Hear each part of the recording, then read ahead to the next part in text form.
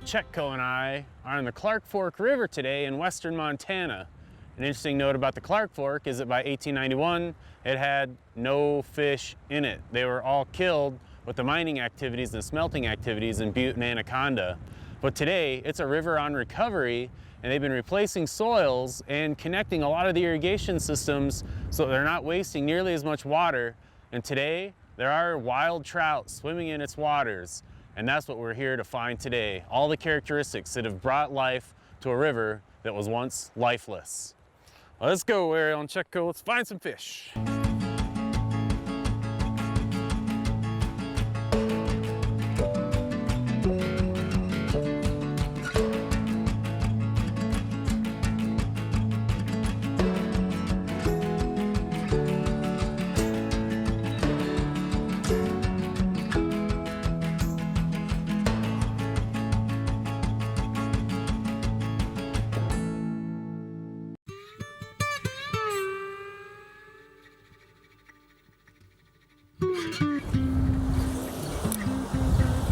There we go. That's a good cast. Right where they are, feeding. Oh, just about. All right, maybe this one. Right on the seam there.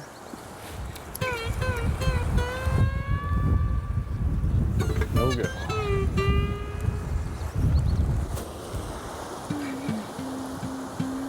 Caddis everywhere. Looks like there might be a few mayflies in the mix too. There's a her eyes. All right, game on. Wind's blowing right to left, so I gotta hook my cast over.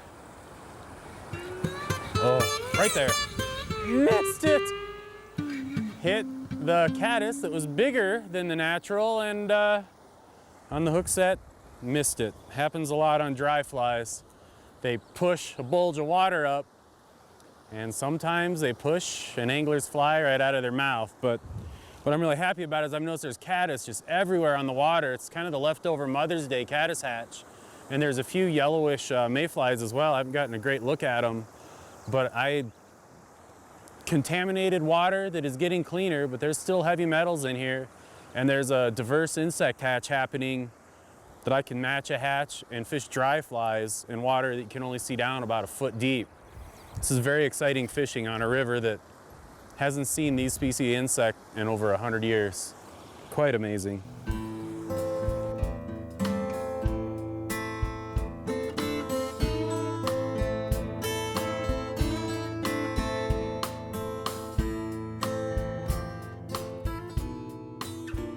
Well, I had my opportunity on this good sized fish down low.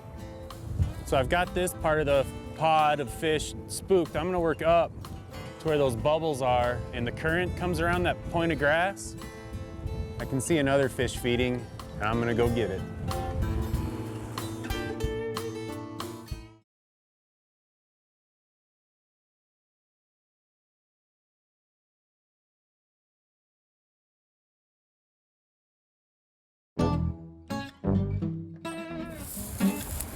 All right, here we are, getting into that back eddy. I'm gonna lay it down just a little bit better.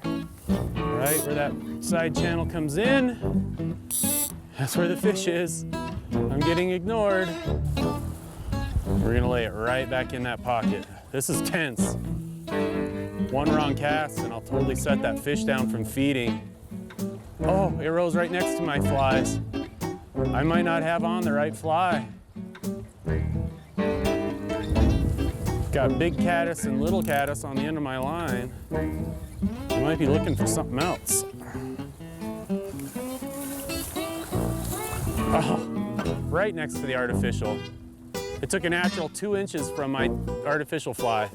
It's feeding heavy though. I'm gonna see if I can get right in on it. Everything has to be so perfect. These fish, even though they can't see hardly more than probably a foot or maybe 2 with their eyes, they can feel and sense everything that's going on, and they know exactly what they want, even in turbid water. They're still super selective brown trout. The reason why a lot of people favor the European introduced fish It's because it's such a tough one to catch with an artificial fly.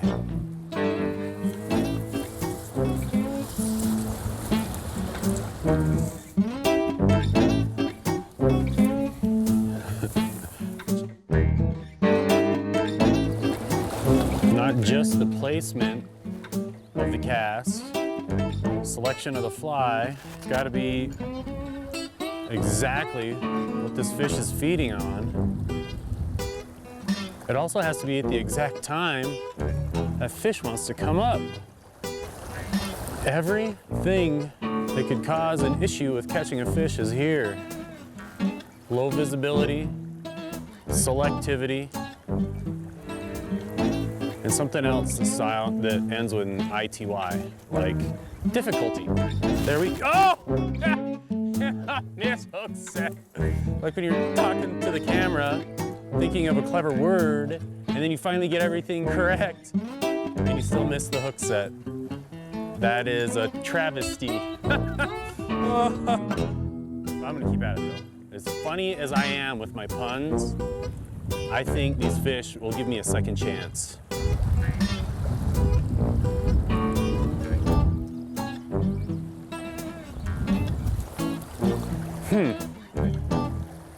I just saw that fish come up again, and something has occurred to me that did not occur to me when I was yapping at the camera. I'm gonna change my fly, and when I come back, I believe I'm gonna have something on that this fish just will not be able to refuse. If what I saw is indeed what I saw.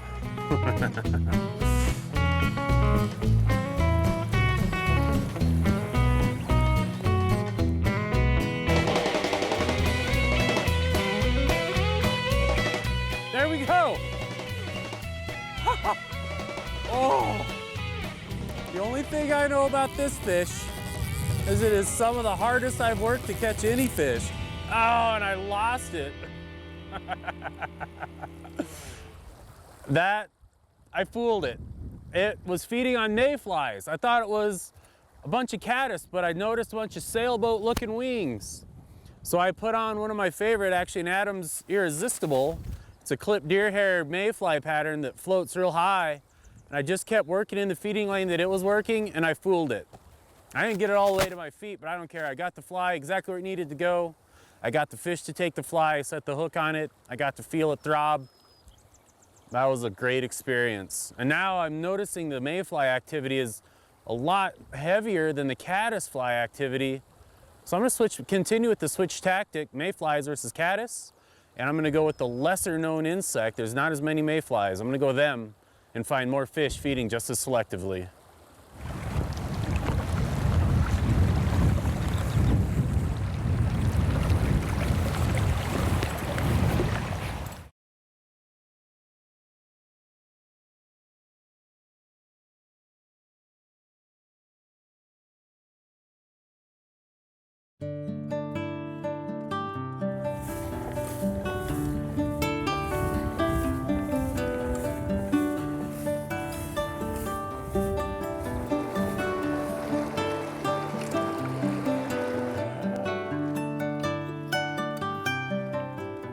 A lot of fish, but browns in particular, like to hold underneath undercut banks where there's a groove of water underneath the soiled bank, usually with vegetation on it. The vegetation holds that soil up and gives the fish a great spot to hide. And it does help keep the water cooler too when the sun is out. Undercut banks like this usually go off into steeper water too, where it's pretty deep right off the bank. I should expect to eventually fool one of these brownies right near an undercut.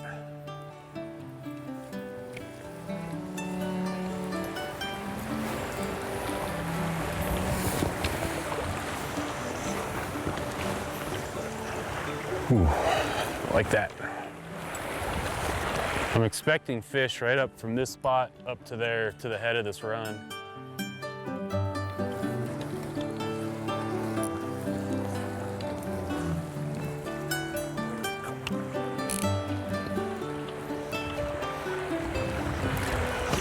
There we go. Really good brownie.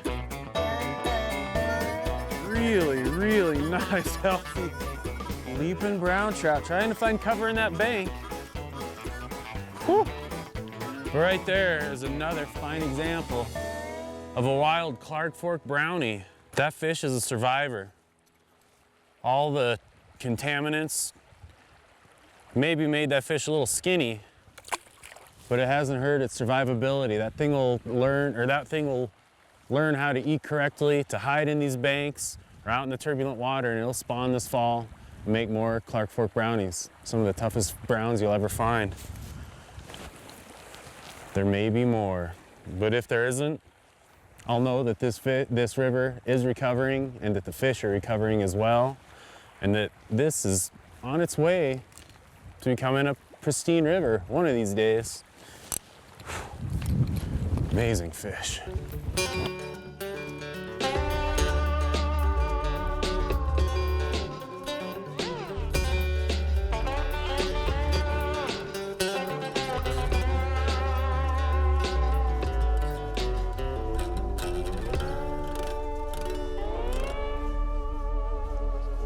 There we go. Brownies love banks.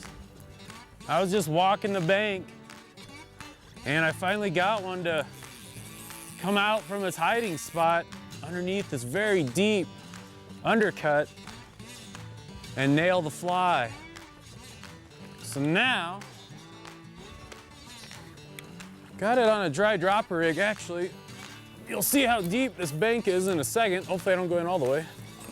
But right away you can see it drops off to knee depth. And I fooled this brownie, wild and healthy, in an unhealthy river, right there. And it is ready to go back into its turbulent and turbid home. Beautiful fish. They're tough. Browns are smart fish. And the fish in this river are some of the smartest you'll find because they're doing it in incredibly polluted water. Well, it's getting better every year as we clean up some of the soils from around the mines. It's not an easy river to live in, and they're doing it very well and making it tough for anglers to catch them. But man, when you can do it, it's something special.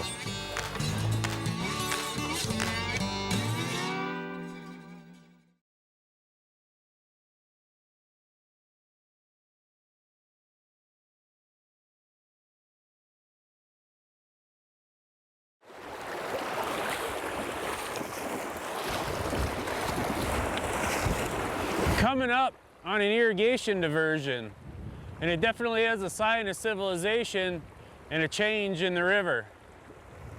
In this case, not the best change for the fish as far as water volume and temperature go, but it does form habitat as it shoots over the wall, and as the water's high, it becomes high enough where fish can pass through this particular one.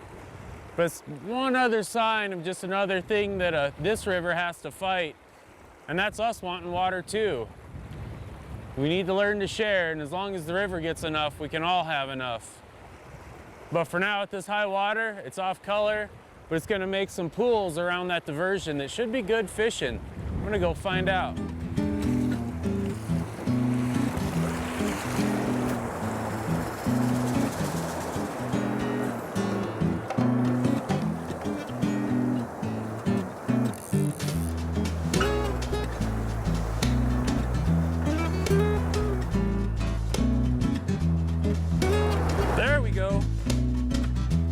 Feisty brownie, feisty brownie. It's tricky in these currents to keep everything under control.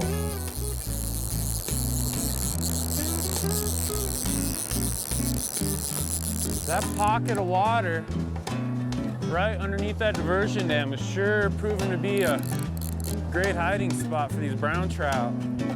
The water's super off color, and they're taking the bright red San Juan worm.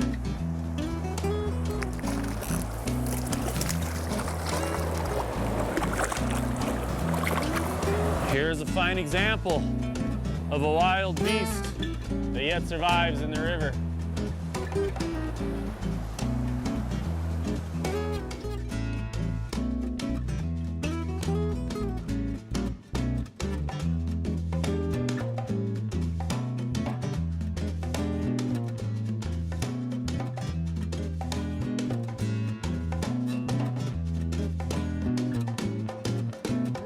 these are energetic. Woo! Wow. Some of the most athletic brownies I've ever seen. Oh, and it's attacking me again.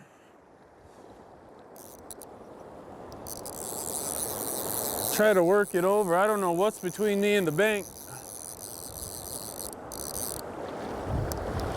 If I get taken down river, that'll be all right. I'd gladly swim with the fishes. Here we go. What a fine example of how really nature can. It can withstand quite a bit. Brownies are actually naturally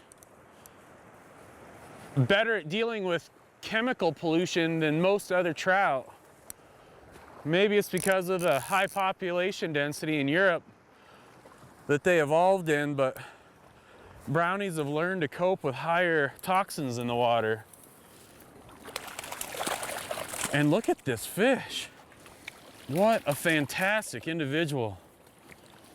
And a prime example of how healthy some trout can be, even in metal-laden water. Every few years there's a die-off of trout in the Clark Fork, but they keep coming back because that brown keeps reproducing and getting more and more beautiful every time it flips its tail. Finally got one of those leaping, strong, heavy metal-laden brownies into my hands, and it was a beautiful creature, almost as cute as Chetco. It's just an amazing river that we can learn what habits and characteristics the animals in the river have, and by learning about them, we can catch fish. Even when some years, most of them die out, they're still here, and we'll keep finding them. Chetco, let's go, buddy.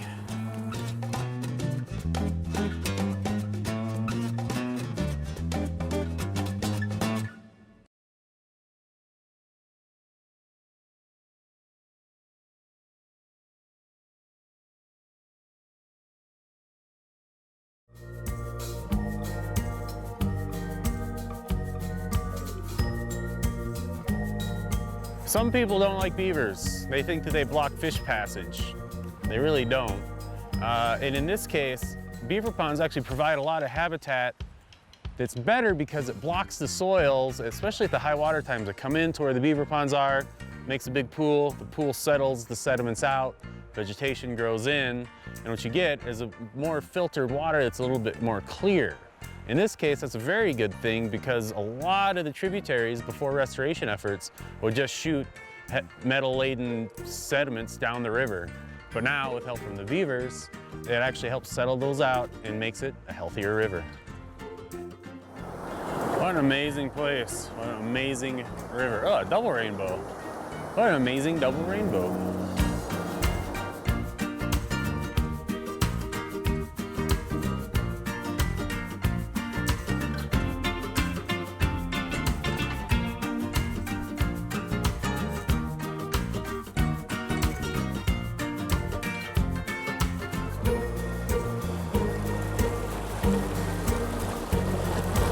There we go, there's a head shaker. Now, if I can get him out of the heavy current into easy current without falling down myself. Woohoo! Oh yeah. All right, here we go. This might work. A little tango. Actually, that was probably more of a twist. If I was gonna name fishing moves after dance moves, I'd say spinning around would be a twist, the twist. Come on, baby. Let's twist again. Like we did this summer. Wow, that thing's keeping its head down. Oh, and there it is. Beautiful brownie. On a big old fat stonefly nymph. Oh. We'll just keep it in the water Get control of that hook and let her go. Beautiful browns in a river that is really quite surprising. A river that had every fish in it killed by 1891 is now right here flowing all through me, and I'm finding brown trout in it, reproducing wild trout. Unbelievable.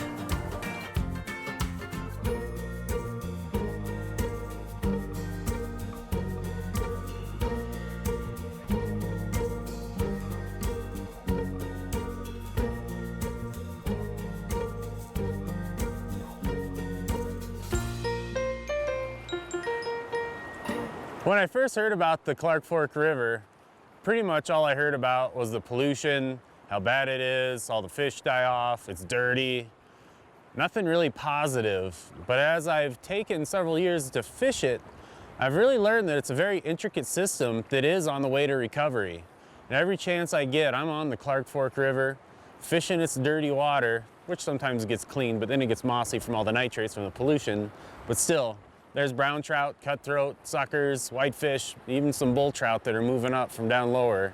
And it's been a fascinating river. Today we learned it's very interesting to look at the banks and the undercuts and the fish.